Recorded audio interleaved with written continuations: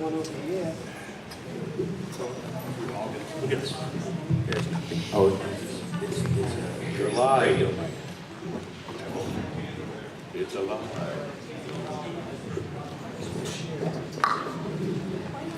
Is this thing on? It's all his pop-up. In fact, I got it on. These kids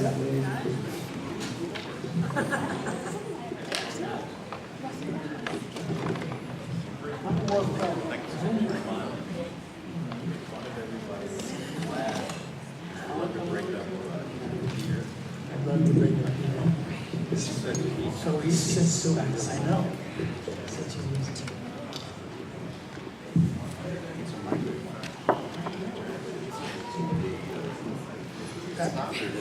Since we're giving away a lot of money, don't you want to move down?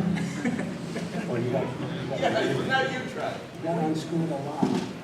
Unscrew it a lot. Yeah. Well, yeah, I get that. Unscrew it a lot. Oh, you do, you have to unscrew it a lot. Something you're not used You to. can tell we've never worked with microphones before. Okay. Great. Okay, now it's time. Look at this. Welcome to Jews for Jesus.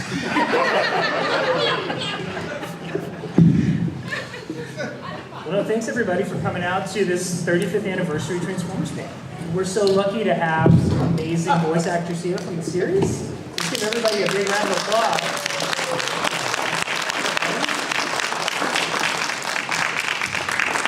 And just to start us all off, to kind of give some faces to voices, can I have you guys introduce yourselves and tell all of our fans here? I'm Gregg Berger. The show. Yeah. check one.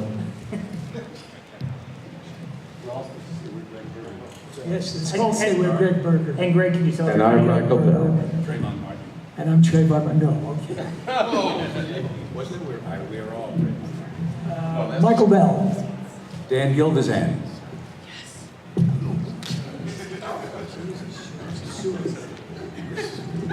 I'm Spartacus. I'm Gregg Berger. And I'm not. I'm Paul Eiding. Why didn't they get the rectal mics? They're so much easier to work with. Oh, brilliant. There you go. Very got it. shareable. Put- Well, guys, obviously, over the decades, this series has become just such a huge cultural icon. I mean, it's still so lasting.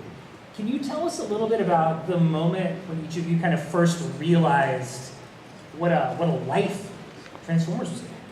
I never did. I haven't yet. I'm waiting. A what? All right, I'll be serious for a minute. Yeah. It was the first convention I ever did, and I think it was like 2009, I think. And I think it was in Chicago, and there was a large turnout, and I said, wow, I didn't quite understand that this was as popular as it had become for so many people. So that's when I realized it. I realized it when someone at the first convention I did around the same time asked me if I was Stan Lee. What'd you tell them? I said, do I look like I'm 90 years old? Yeah, and I agree. My first convention was a BotCon in 2010 in Orlando. And number one, I was shocked that there was a convention for just Transformers, because we all do a lot of other things. But it was huge, and the response from the fans was incredible. And that's when I really realized what we were lucky to be part of. I think we're all saying the same thing in different ways. It was a progression. There's the time when you find out that the show is renewed. There's the time you find out that the show is gaining audience. There's all of those times. But when we finished our initial work on it, we all waved a fond farewell to it. It was a job well done, and everybody moved on with their life. The first BotCon I went to was with Michael Bell and John Stevenson. We walked into the lobby and we were swarmed. We got onto the elevator and the entire lobby tried to get on the elevator with us. And that was the first time, not only did we realize that the show had longevity, even though it had undergone different twists and turns and changes over the years. People still had this loyalty and love for Generation 1 that we became aware of in that way. And ever since then, these convention appearances and the appearance of things like voice chasers on the web, behind the voice actors, there's been an interest in voice actors in general, but the gift of meeting fandom one-on-one, I think, has blown all of our collective and individual minds, and it's fantastic. And we have a new member who has just joined us. I don't recognize him, but The new perhaps kid. he can tell you a bit about himself. He's the youngest member of this group. Hi, I'm the youngest member. Enough of that, huh? What are we doing, Transformers? Oh, who are we this time? No, I thought, pay me and I'll go home and I'll see you next time. I had no idea.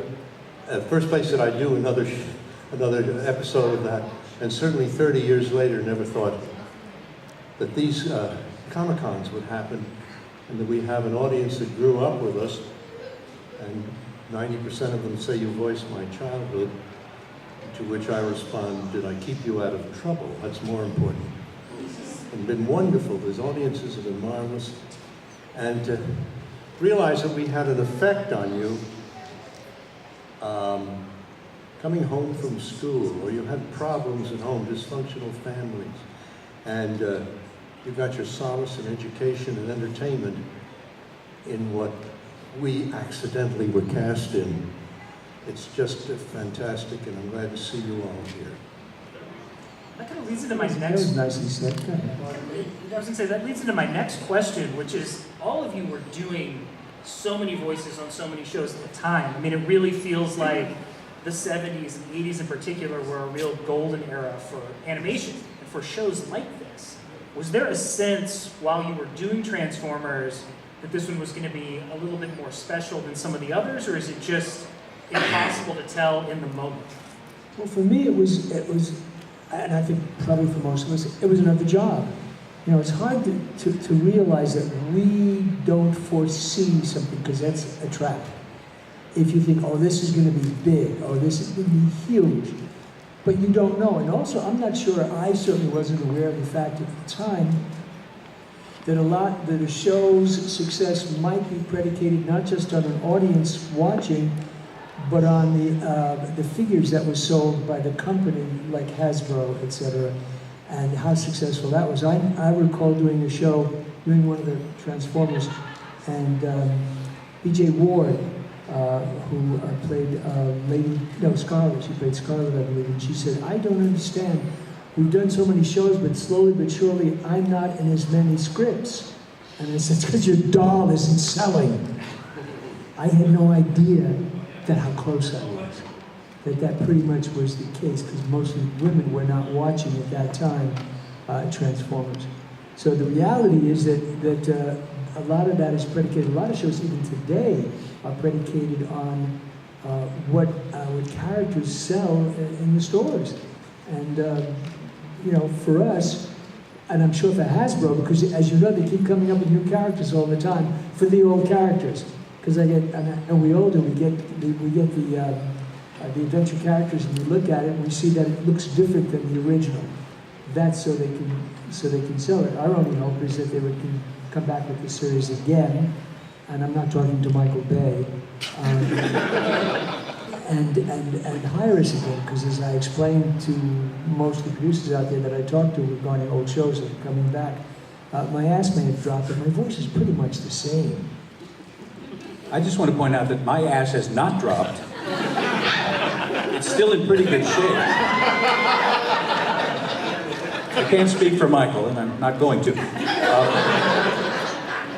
You mentioned that there was so much work in the 80s, and the reason for that is the toy companies saw what we were doing with G.I. Joe and Transformers, which were, in some people's minds, a half-an-hour toy commercial. So just about every toy company in America and some in Europe said, I want a 65 episode series to advertise my toys. So that's why one of the reasons we were all so busy in the 80s was because there were all of these 65 episode series, most of which you've forgotten or don't even know about because they don't have the kind of legs that Transformers does. G.I. Joe is also still very popular. But we did tons and tons of shows, guested on shows, were regulars on shows that you've never even heard of because they came and they went. So we're lucky to have been involved in this particular franchise as the Hasbro, I called it a show and the Hasbro people call it a franchise. You know, I didn't know I was part of a franchise. I'm thrilled to be part of a franchise. Gregg? Hey, I didn't know we had to bring visual aids. It's good. There's another factor to it. You asked if we knew we were part of a golden age. We know, those are things you know more in retrospect than you do in the moment, and yet we sort of knew it in the moment too, because there was a smaller dugout or bleachers of people who were in it, and you'd see the same people over and over again. There's also a casting dilemma in every show, and I think Wally, to his credit, chose in the original Inner Circle people who launched not only jobs but careers. We all still see each other over and over and over and over again, over decades, through a lifetime, through careers. I think as things have expanded in subsequent years, there's sort of, I think there was a comfort in knowing that there was this sort of major league of voiceover people who you would hear over and over and over and over again. And I think the audience kind of liked that the same way we liked it. Not that you shouldn't expand, but if you become so obsessed with expanding so that every new character has someone who has never been heard from before, that's good in one sense, but in another sense, it ends that golden age. I think we had what I approximate to a presence in the golden age of radio, where the people I know who were in that would go cab to cab, run across New York because you were about to be on in another live present. We needed air traffic controllers. We were so busy, we didn't even know where we were going next. So we had to have agents as intermediaries just to sort of keep our calendars straight. It was magical, but you only know it was magical in retrospect when you realize how frantically busy we all were and how incredibly wonderful a gift that was that we received. I knew it was magical because I would go from one session to another session, and in between I would have an audition for a TV show or something else, and I would have to change my clothes while driving because I had no time in between. So Kids, don't try this at home. And it was magical that I didn't kill anyone or no one killed me, because I'm talking shirt, pants, shoes, put on a tie and all that while you're driving because we were so busy. Now, as far as franchises were concerned, I'm one of the few Transformers that was also a GoBot. Yes. Now, the GoBots didn't sell the way Transformers did. And for whatever reason that is. Hasbro knew what they were doing and knew how to do it. I think also what Gregg was talking about, when you have this group of talent, it's just like the major leagues or any, whether it's soccer or baseball or basketball, you have X number of players and you expand and keep expanding, then you've got to spread those players out and you bring in new talent, and it takes time for that new talent to get on board, to really understand what they're doing. And we were lucky enough to be in that time when we were it for a long time. And for me, it started at Hanna-Barbera before the Transformers. And I can't tell you, I keep being surprised and finding out, oh yeah, Gregg and I worked on I don't know how many series together.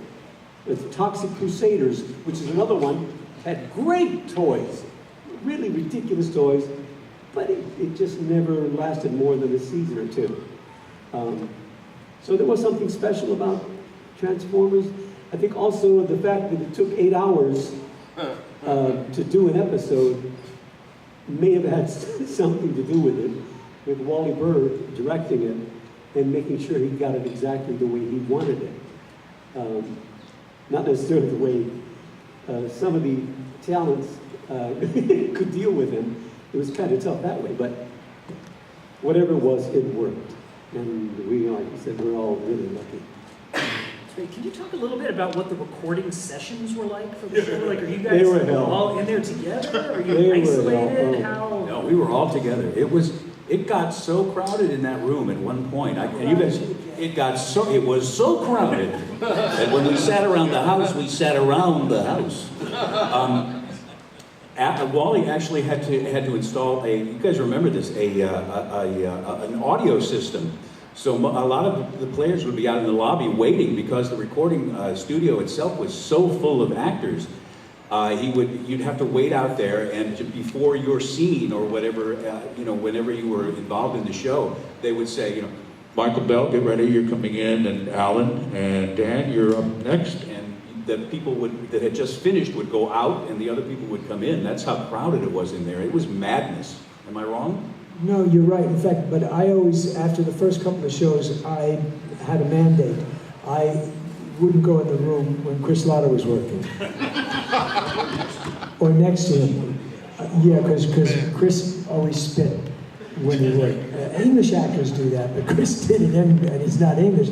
Rest his soul, Chris would do his character like Cobra Commander or Starscream, whatever it was, and it would be huge, and he would turn and whip his head around and loud, and sweat would pour off his head and his ears.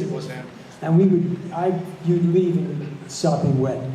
And so, and we also had, I think, 2 girls or 3 girls sometimes in the sessions with Sue Blue, Mary McDonald Lewis, and B.J. Ward. Those are the 3 ladies. So it was kind of like a men's club with 3 women having to pretty much put up with us. And it was hot in there. I know I left one session, I had growing mushrooms on my chest. So believe me, this was 8 hours of fun, but it was like fun hell, with a little hell at the end of it. Something was said before, when I try to remember it because there's been a lot of intervening before it came back to me. But anyway, we're talking about the number of jobs that we would do in a day or a week. And I remember I was on a Star Trek set with Bill Shallard, another wonderful actor and voice actor. And I passed his dressing room and he called me over. He says, "Do you realize how many voiceover jobs we're losing by being here today?" And that really was. We would work 2-3 sessions a day, plus auditions. I never had to change clothes, by the way. I may have changed toupees, but that's Paul about didn't it. have to either, he just did it. Oh, it was just what a guy, what a guy. Now, about the toys, I did a marvelous series that only lasted 1 season called The Wuzzles. And it was canceled because the toys weren't ready. And Gummy Bears was. So you see the franchise, what the emphasis was on. Thank you very much. I'm here all week. How's your steak?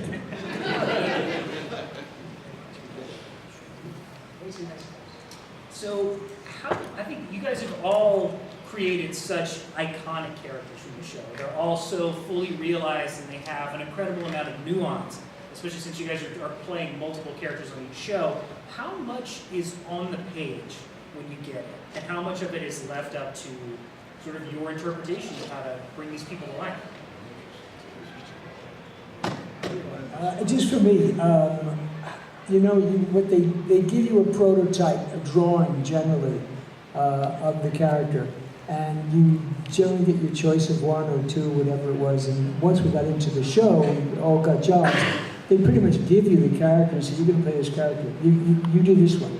And so when you wind up, because I teach voice animation, you wind up being Mr. Potato Head. Everybody knows what Mr. Potato Head is. You change the eyebrow, you change the nose, you change the mouth, and it becomes a different character. You change the hair, you change the ears, but it's still you. It's still who you are. You're still the basis, obviously. So you have to add a dialect, or you raise your voice just a little bit, or the attitude becomes just slightly different because you may have another character that's happening. Sometimes I prepare for a character, and Dan, who got another character possibly, or possibly Gregg got another character, or Paul, or Alan, that was a character I was going to do. I was going to play this, maybe this was another character, and go, well, that was mine. Yeah.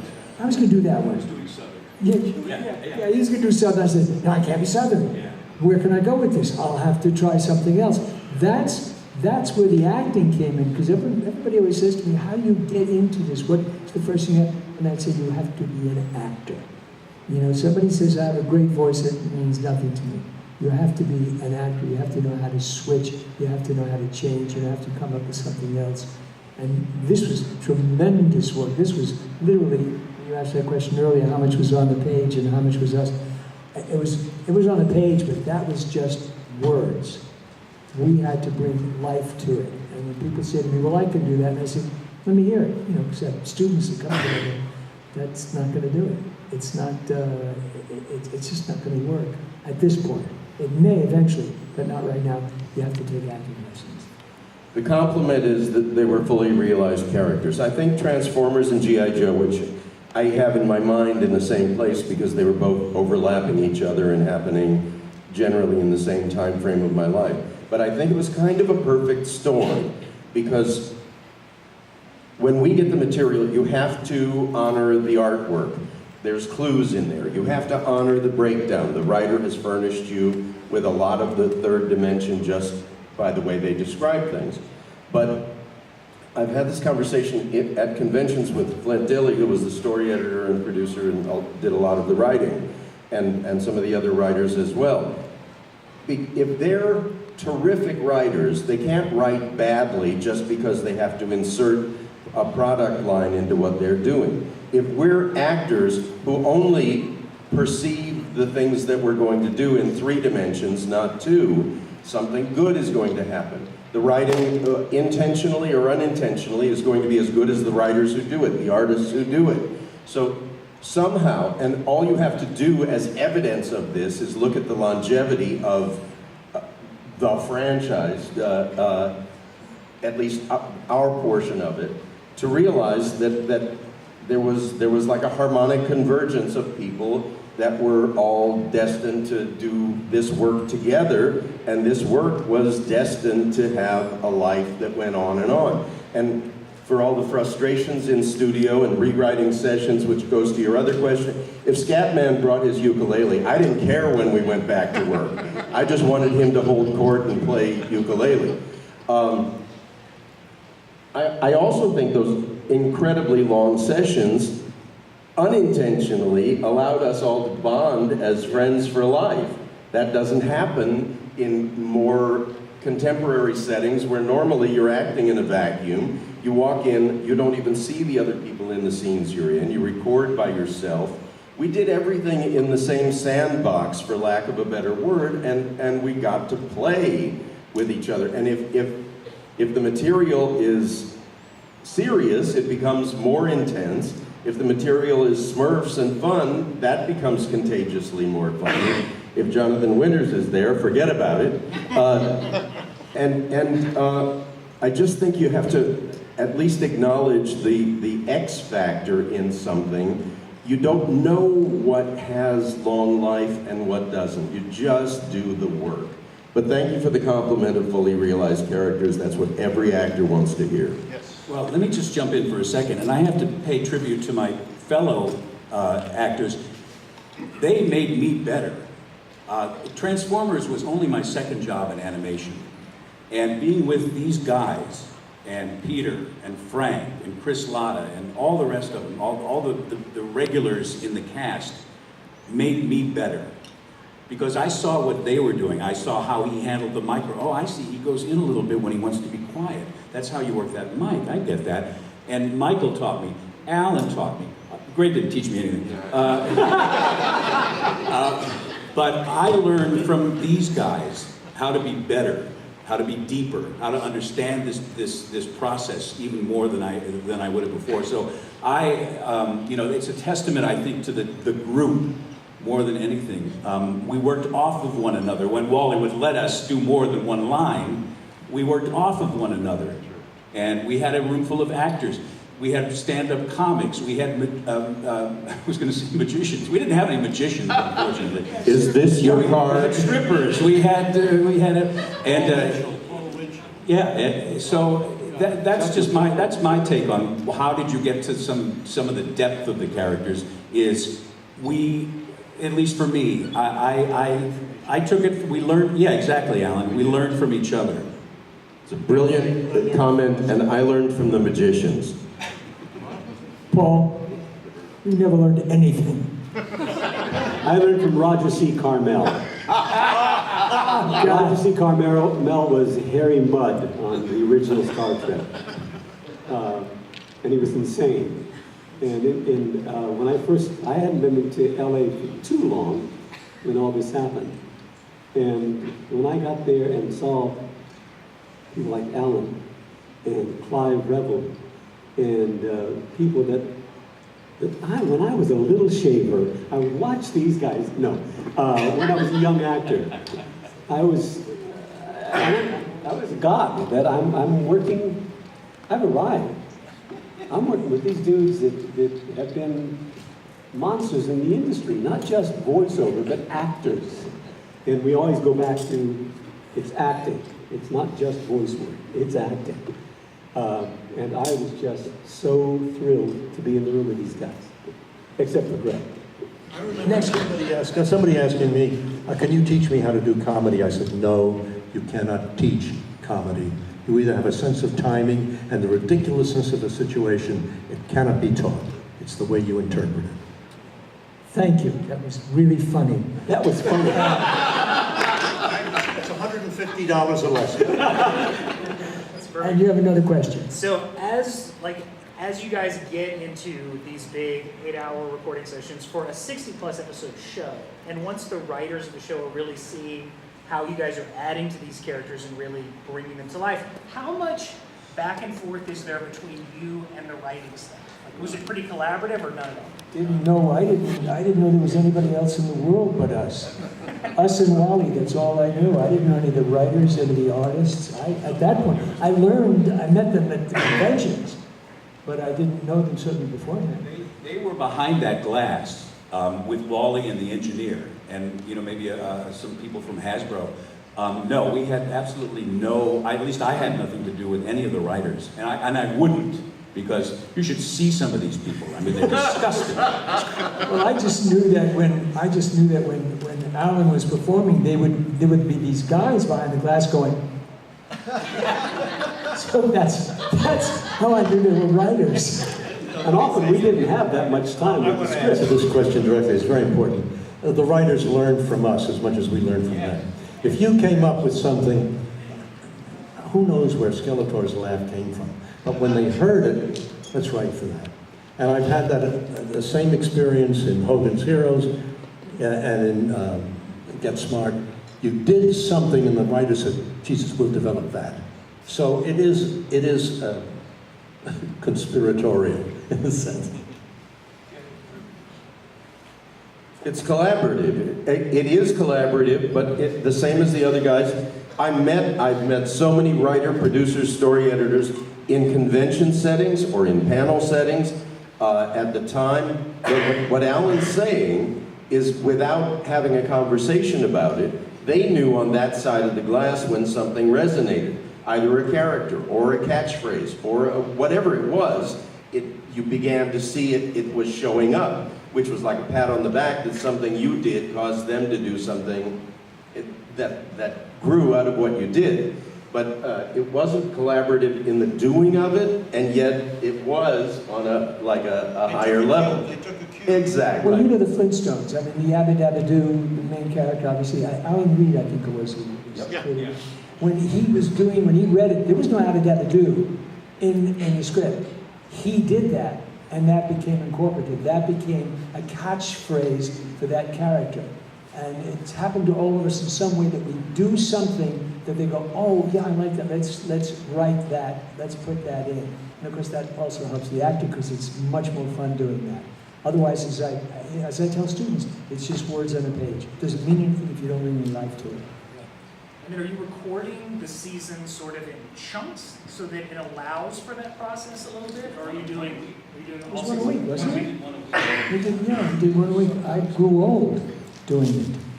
Yeah, it was 1 week. I'd be standing next to you when I grew old. We could grow old together. We could grow old together, right, honey? Okay.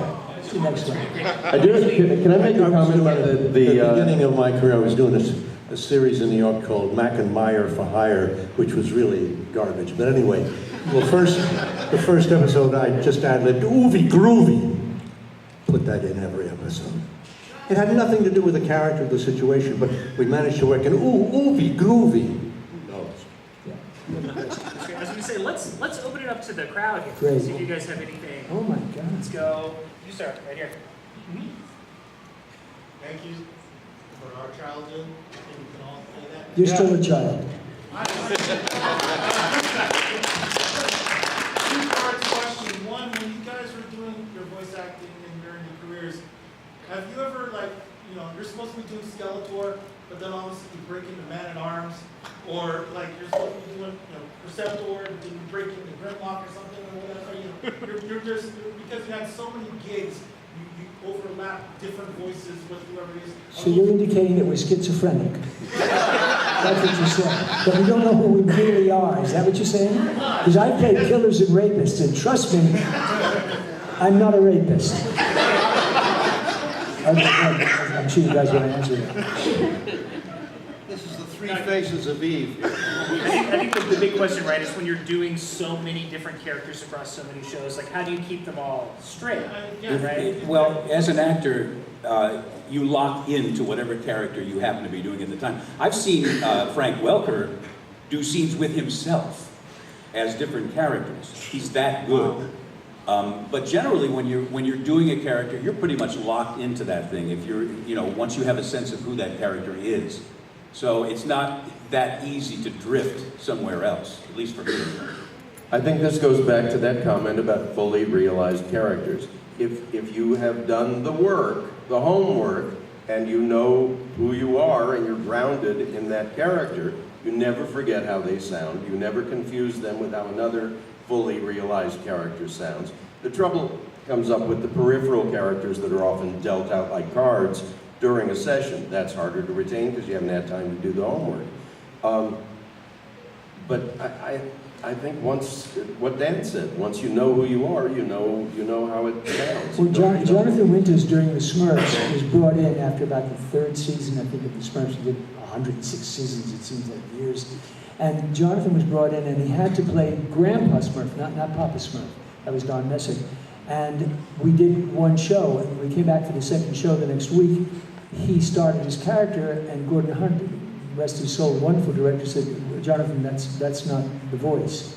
It's your Grandpa Smurf. That wasn't the voice you used. He goes, oh, did I use this one? And he said, no, that wasn't. He said, was it this one over here? And he said, no, Jonathan, that wasn't. He said, well, was it over here? What you did? I said, no, Jonathan. I turned around and said, Jonathan, you're suffering from voiceheimers.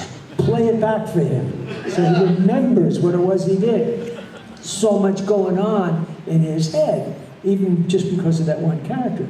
But as Gregg says, for most of us, once you get locked into that character, it's a little hard to drift. It really is. Even though you're going to another session, another show, you might, hopefully, use the same voice. You might use that same character. God knows I've done it, and I hope they didn't catch me. And they didn't. I just went ahead and did it. I said, hoping they're not watching the other show, because it's the same damn voice I used for that show. The only time that would ever happen, possibly happen, would be when you're talking to yourself. You're doing your main character, and then they throw a second character at you, and there's a moment where you talk to yourself. So you're flipping back and forth. But generally, it's not an issue.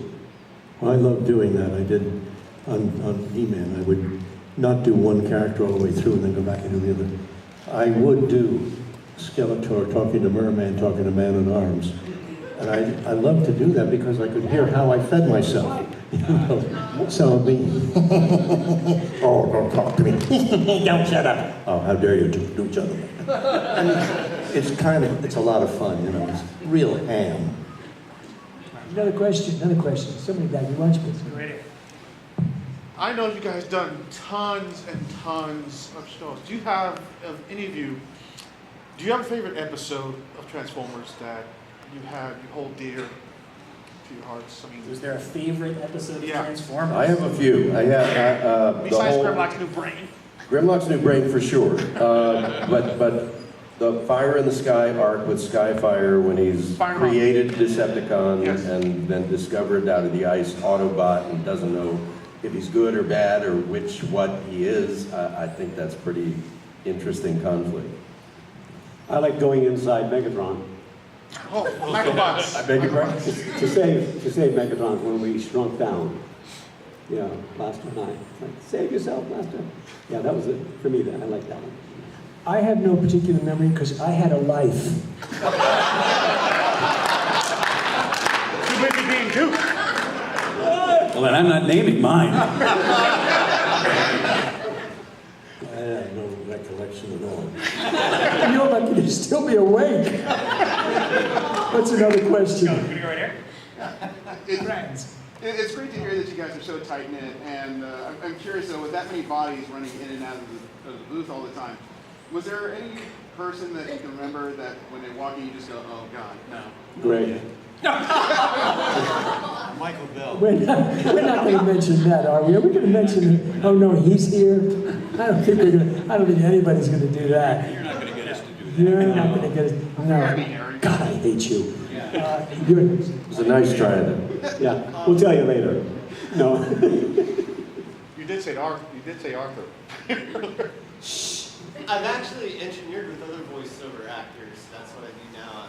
And I noticed when we do stuff for video games, we are using that voice actor's facial expressions and sometimes their whole body to animate what they're voicing. In your guys' case, did anything you ever do change the way the show itself was animated? I heard you guys talking before, maybe you got a phrase that got repeated over and over. But did it ever change the animation where they went back and, oh, he can't be looking like that, that's how he sounds? Well, not necessarily. I wanted to go back a beat, where we were talking about catchphrases and stuff. To my mind, to my memory, there wasn't much ad-libbing on our show. I mean, Wally kept us tied to that script pretty tightly. I don't recall very much. We had very little leeway that way. In fact, we had very little leeway in our performances frequently. If you didn't mimic exactly what Wally, we've said this many, many times, but Wally had a reading in his head. And until you hit that reading, you were not moving on. So early in the game, I figured out how to deal with this. I would just say, after a couple of takes, he still wasn't getting it. I'd say, Wally, what do you want? He'd do it, I'd mimic him, we'd move on. But as far as ad-libbing and that sort of thing, and as far as affecting the writing or any of the animation, I don't think so.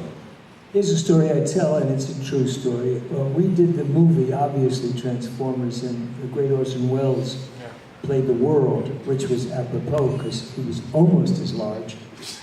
And I desperately wanted to be on the set with him. Because Orson Welles, when you get a chance to meet the great Orson Welles, Wally said, no, there would be nobody on this set except the engineers and myself. And I said, oh, I can play an engineer. I can do an engineer voice. I can say engineer stuff. Did you get that, Wally? You know, I can just, whatever it is you want me to. He said, no, you can't do it. And I heard later on that when Orson Welles was doing it, Wally at one point gave him a line reading, because that's Wally's nature. Didn't like the way it was, and Orson Welles, you can give Orson Welles a lot. Wally Berg gives Orson Welles. Then Orson Welles said, are you giving me a line reading? And Wally said, no, he caught it immediately. He heard the voice. He said, no, not at all, I wouldn't do that. Not long after that, Orson Welles died, and I told everybody Wally Berg killed Orson Welles. And it finally got back to me years later. He said, "Did you really do it?" I said, "Yes, I did." Because that would kill me if somebody, like, if I had the kind of quality, if I had the kind of quality Orson Welles had, and the director, some cocky moon director said to me, "That's not the, that way," gave me a line reading, it would kill me. So.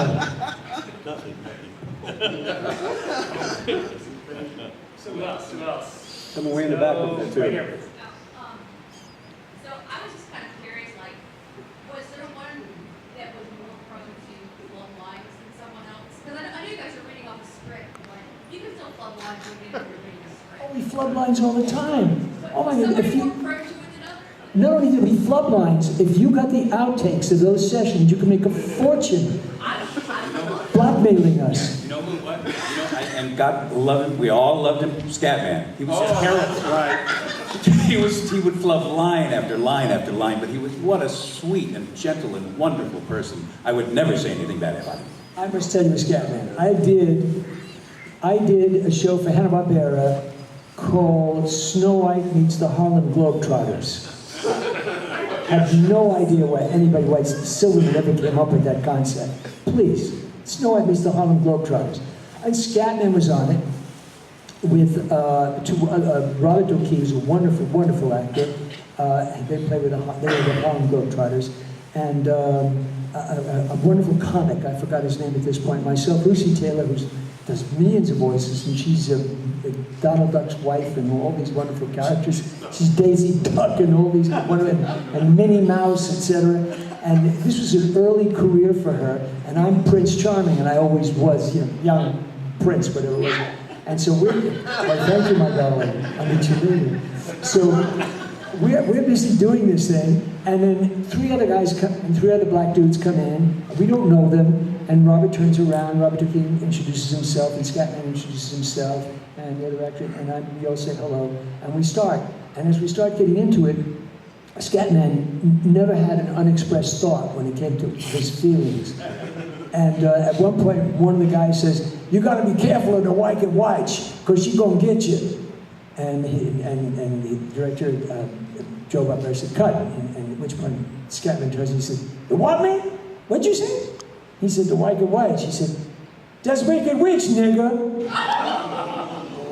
Oh, I gotta tell you, Lucy Taylor turned around to me, little girl, and me standing there, and we both went like this. Because that's just not, you just don't say those things. At which point, the guy said, "Oh, what's that?" He says, "A wicked witch, man, it's a wicked witch." And he goes, "All right, fine." Then we go move along, at which point now the guy says, one of the guys pops up and says, "You gotta be careful because you're gonna meet the seven dwarf." And then Scatman turns around and I said, "Turn around to Lucy," and Lucy knows what's coming. And Lucy leans into me like this, and Scatman says, "That's a dwarf, nigga!" Now I thought, okay, we're gonna have a fight. It's gonna be death in here, because again, that's a term we do not use, ever, and I don't care if it's two guys doing that know each other, I don't wanna hear it, and I got scared. She got scared, we move over, and I turn around to Scatman, and I wanna say to him, could you guys discuss this later? Because I gotta scare a little girl right here. In the meantime, if I was wearing Depends, I would have. Trust me. At which point, after we break, we go for a break, and the two actors, Robert O'Keefe corners these two guys, Scatman corners these two guys, and they're talking about some shit. I have no idea what the discussion is. And I go over to Joe up here and I said, "Joe, are those two actors? Or did these guys hold you up in the alley and you promised them if they don't take your wallet, you give them work? Because I got to tell you, they don't know the words. And Scatman is going to come down on him. I can see where he's going to be boiling over very, very shortly, because this is a man who's a professional actor. He is a man who knows his craft. And he ain't going to be putting up with people that obviously just stepping off the street, or somebody that hasn't got any background. And I watched Scatman do this, and I thought, wow, this guy, he is so tough. He is so together. He is so professional, because we were working hard. It was really a killer session. That show never went anywhere. That show, does anybody remember that at all? Does anybody remember the Snow White meets the Harlem Globetrotters. They should have had the Harlem Globetrotters and Scatman, and obviously Robert O'Keefe. But I got to tell you, knowing Scatman, and then of course doing that show, I talked with him about that, by the way, during the Transformers, and he said, "Man, that was some session." I said, "Yeah, I love you. I love you. The fact that you were able to speak up." He was fantastic. He sang during the intermissions. He was just great. I miss him. I miss him terribly. He was the best. We've got time for one more. Right back down to that. So you had mentioned that some of the Can't hear you.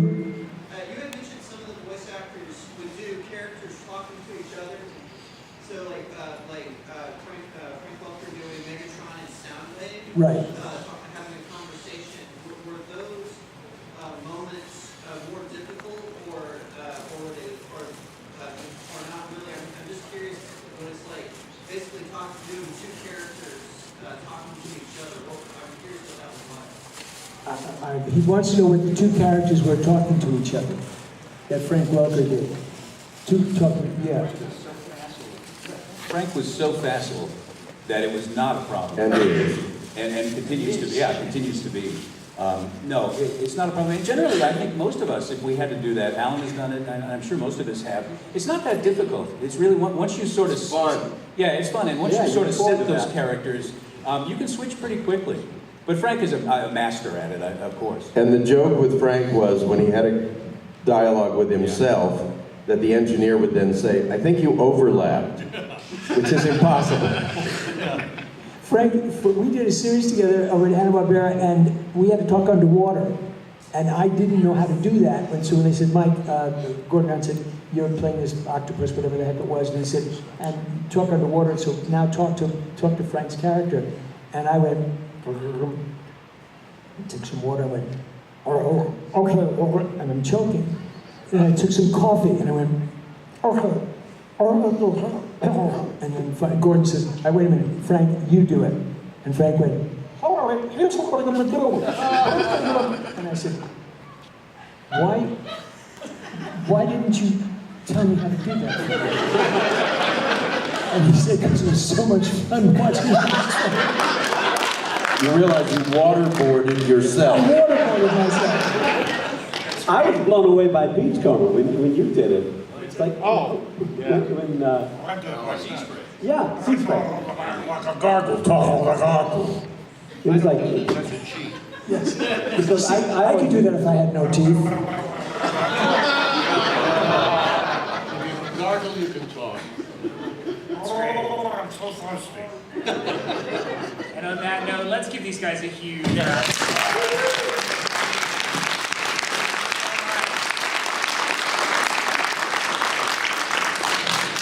Can you let everyone know where you'll be for the rest of the day? Are you guys still here? Are you taking off? I'm going drinking. Ooh. We're in the signing room. I think we're all kind of nicely put together. Yeah, for the next So we're hour. having, little straw fights where we're throwing things at each other. You're in the signing room. I've seen our X-rays, so you better come and get your signatures real quick.